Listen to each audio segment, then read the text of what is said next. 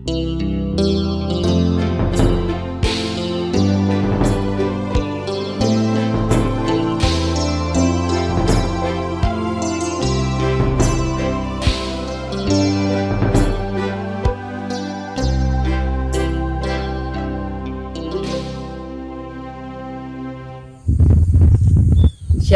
selamat pagi kakek nenek, bapak ibu, saudara-saudari dan anak-anak yang diberkati oleh Tuhan.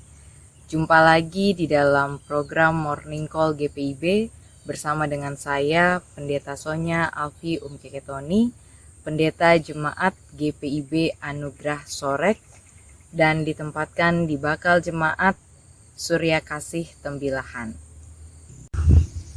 Kakek nenek, bapak ibu, dan anak-anak yang diberkati oleh Tuhan, sebelum kita membaca dan merenungkan firman Tuhan, mari kita berdoa memohon bimbingan Roh Kudus. Kita berdoa. Tuhan Allah Bapa yang bertata dalam kerajaan sorga, kami bersyukur kepadamu ya Allah untuk setiap kasih dan rahmat Tuhan di dalam kehidupan kami. Pada pagi hari ini, kami pun bersyukur kepadamu ya Allah untuk nafas kehidupan dan kesempatan yang baru yang Tuhan berikan kepada kami. Sekarang Tuhan, di dalam kami memulai hari kami akan membaca dan merenungkan firman-Mu. Kiranya Tuhan menuntun kami dengan terang Roh Kudus-Mu di dalam hati dan pikiran kami, sehingga ketika kami bersama-sama membaca dan merenungkan firman-Mu, kami beroleh hikmat dan pengertian untuk dapat menjalankan kehidupan kami seturut dengan kehendak-Mu. Berfirmanlah ya Allah, karena kami semua siap untuk mendengarkannya. Di dalam nama Yesus Kristus kami telah berdoa. Amin. Saudaraku, firman Tuhan yang akan kita renungkan pada pagi hari ini, kita baca dari kitab Mazmur, pasal 102, ayat 1 sampai dengan 12, demikian. Doa seorang sengsara.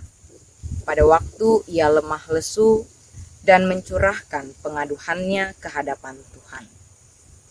Tuhan, dengarkanlah doaku, dan biarlah teriakku minta tolong sampai kepadamu. Janganlah sembunyikan wajah-Mu terhadap aku, pada hari aku tersesak. Sendengkanlah telingamu kepadaku, pada hari aku berseru, segeralah menjawab aku. Sebab hari-hariku habis seperti asap, tulang-tulangku membara seperti perapian. Hatiku terpukul dan layu seperti rumput, sehingga aku lupa makan rotiku.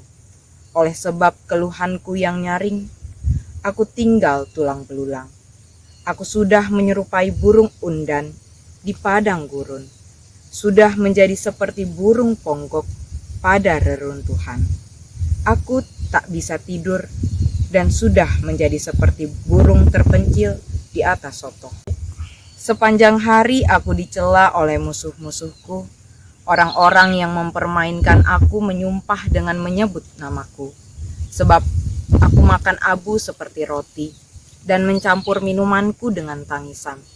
Oleh karena marahmu dan gerammu, sebab engkau telah mengangkat aku dan melemparkan aku. Hari-hariku seperti bayang-bayang memanjang, dan aku sendiri layu seperti rumput. Demikianlah pembacaan firman Tuhan. Terpujilah Kristus, Maranatha. Saudaraku yang diberkati oleh Tuhan, pernahkah di dalam pergumulan ataupun di dalam penderitaan kita teringat lagu yang berjudul Mampirlah Dengar Doaku? Lagu Mampirlah Dengar Doaku, sebuah lagu dengan syair yang indah dan syahdu yang diciptakan oleh seorang penyandang disabilitas buta yaitu Fanny Crosby, merupakan lagu yang sungguh luar biasa karena di balik lagu tersebut ada kisah yang luar biasa, pengalaman dari seorang narapidana di mana ia merasa sesal, malu, dan juga merasa sengsara atas kesalahan yang ia lakukan yang dapat menyebabkannya dipenjara. Narapidana yang diliputi rasa sesal dan malu itu, ia menyadari bahwa ia tidak layak sebenarnya dikunjungi oleh Tuhan dibandingkan dengan sekian banyak orang lain. Oleh karena itu, dengan rasa sesal dan malu, ia pun berdoa kepada Tuhan, "Ya Juru Selamat yang baik, janganlah lewatkan aku."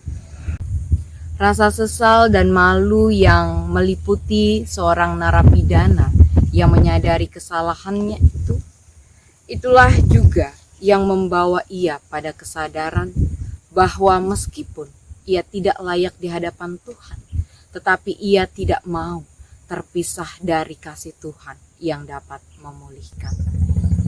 Ia menyadari bahwa tanpa Tuhan kehidupannya akan sia-sia. Ia tidak bisa hidup tanpa Tuhan. Oleh karena itu, dalam keadaan yang tidak layak, ia tetap memiliki pengharapan. Ia tetap datang dan berdoa kepada Tuhan. Saudaraku yang dikasihi oleh Tuhan, situasi yang dialami oleh narapidana tersebut yang menjadi gambaran sebagaimana yang dialami juga oleh pemazmur di dalam pasal 102 ini. Pemazmur yang sedang dalam keadaan sengsara, merasa tidak layak, tetapi di dalam pengharapan ia tetap datang kepada Tuhan. Ia menyadari bahwa kesengsaraan yang ia alami semata-mata itu karena kesalahan yang pernah ia lakukan, yang membuat Tuhan menjadi marah dan juga murka terhadapnya. Oleh karena itu, di dalam ayat 11 ia katakan, "Oleh karena marahmu dan gerammu, sebab engkau telah mengangkat aku dan melemparkan aku." Ketika Tuhan telah melemparkannya, apa yang kemudian ia alami? Ia merasa sangat menderita, kesepian, ditinggalkan. Bahkan ia katakan bahwa hari-harinya habis seperti asap, hatinya terpukul dan layu seperti rumput, sehingga ia lupa makan. Dan juga ia tinggal seperti tulang belulang. Saudaraku yang diberkati oleh Tuhan, ketika dalam rasa penyesalan kita baru menyadari bahwa ternyata kita sangat membutuhkan Tuhan. Kehadiran Tuhan di dalam kehidupan kita sangat amat begitu penting, karena Tuhan adalah sang sumber pengharapan, sang sumber hidup yang dapat mengatur seluruh kehidupan kita. Oleh karena itu, ketika dalam rasa sesal yang mendalam, pemazmur katakan bahwa ia membutuhkan pertolongan Tuhan. Ia tidak mau dilepaskan dari kasih Tuhan, karena rasa sengsara yang ia alami begitu hebat. Tetapi ia pun percaya Tuhan yang menghukumnya adalah Tuhan yang memiliki kasih yang lebih besar dan luar biasa untuknya. Oleh karena itu, ia tidak mau dipisahkan dari kasih Tuhan yang begitu besar itu, agar ia bisa tetap berjalan di dalam pergumulan hidupnya dan di dalam pengharapan kepada Tuhan. Saudaraku yang diberkati oleh Tuhan, di dalam kehidupan ini, mungkin saja kita pernah atau sedang mengalami kesengsaraan seperti yang dialami oleh pemazmur. Kita sedang berada di dalam pergumulan hidup, yang dimana pergumulan itu membuat kita seakan-akan hilang harapan. Contohnya seperti ketika kita kehilangan orang yang kita sayang, atau ketika kita mendengar fakta bahwa kita mengalami sakit yang sulit disembuhkan, atau ketika kita gagal untuk mencapai cita-cita, harapan, masa depan, bahkan pekerjaan yang kita impikan. Ketika dalam keadaan pergumulan yang begitu mendalam, seringkali sebagai manusia kita baru menyadari bahwa kita membutuhkan kehadiran Tuhan. Kita membutuhkan pertolongannya, kasih-Nya yang memulihkan. Oleh karena itu, Bapak, Ibu, Saudara yang diberkati oleh Tuhan, firman Tuhan pada saat ini mengingatkan kita bahwa sebagai orang beriman, ketika kita dalam rasa pergumulan maupun penyesalan yang mendalam, kita tidak boleh melupakan Tuhan.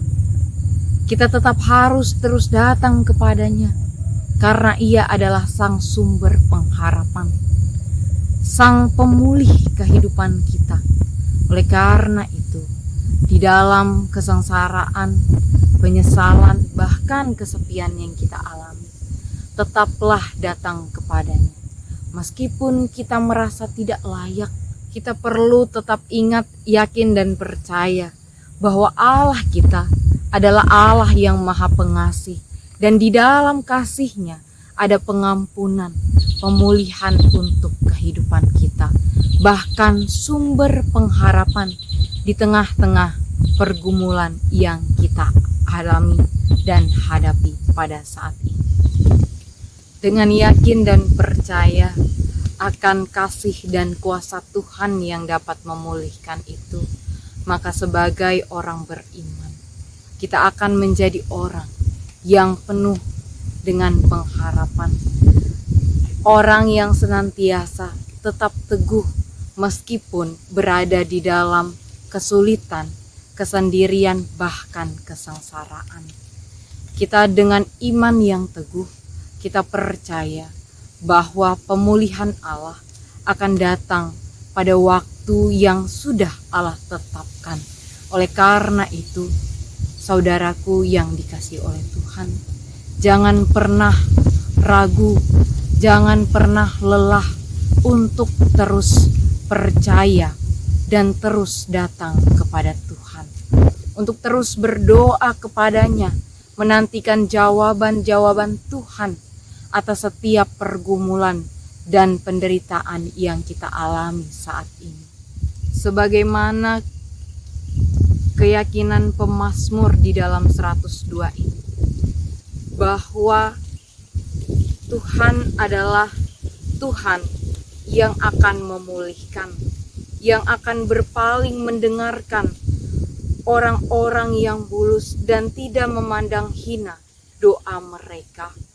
Begitu juga keyakinan yang perlu kita imani, bahwa Tuhan kita adalah Tuhan yang akan memulihkan keadaan kita, memulihkan segala pergumulan kita, bahkan kesengsaraan dan penderitaan yang kita alami saat ini. Saudaraku yang diberkati oleh Tuhan, oleh karena itu, teruslah datang kepada Tuhan dengan penuh kerendahan hati, dengan penuh ketekunan, dan dengan penuh pengharapan. Jangan pernah lelah untuk terus berharap, untuk terus datang dan berdoa kepadanya. Allah yang mendengarkan doa-doa kita dan membawa pemulihan atas pergumulan bahkan kesengsaraan umatnya. Karena itu, Bapak, Ibu, kakek, nenek, saudara-saudari, dan anak-anak yang dikasihi oleh Tuhan, tetaplah percaya dan teguh di dalam pengharapan, khususnya di dalam masa Advent ini. Marilah kita menantikan Tuhan dan juga jawaban-jawaban atas doa kita dengan penuh pengharapan dan kesetiaan kepadanya. Mari kita berdoa. Tuhan Allah Bapa yang bertata di dalam kerajaan sorga, Allah yang kami sembah dan kami muliakan, dalam Putra-Mu yang kudus, Kristus, Sang sumber pengharapan kami. Kami percaya ya Tuhan, bahwa di dalam kehidupan kami, Engkau adalah Sang Pemulih. Engkau yang akan memulihkan kehidupan kami yang tidak sempurna, penuh dengan pergumulan, bahkan kesengsaraan sekalipun. Kami percaya ya Tuhan, bahwa di dalam Engkau tetap ada pengharapan, ada pemulihan yang akan membuat kami untuk terus semangat mengusahakan kehidupan yang terbaik dan berkenan di hadapan-Mu. Kiranya ya Tuhan, di dalam kami mengawali hari kami pada hari ini, kami boleh menjalankan hari kami dengan keyakinan iman, bahwa apapun pergumulan kami, apapun penderitaan kami akan berjalan dengan pengharapan kepada Tuhan yang akan memulihkan kehidupan kami. Oleh karena itu ya Tuhan, marilah Tuhan memberkati hidup kami, memberkati pribadi kami, keluarga kami, di dalam kami menjalani aktivitas, tugas dan tanggung jawab hari ini. Kami percayakan ya Tuhan, seluruh hidup dan kehidupan kami hanya ke dalam satu nama, Kristus Sang Sumber pengharapan kami. Amin. Saudaraku, selamat berjalan di dalam pengharapan dan keyakinan iman bahwa Tuhan akan memulihkan.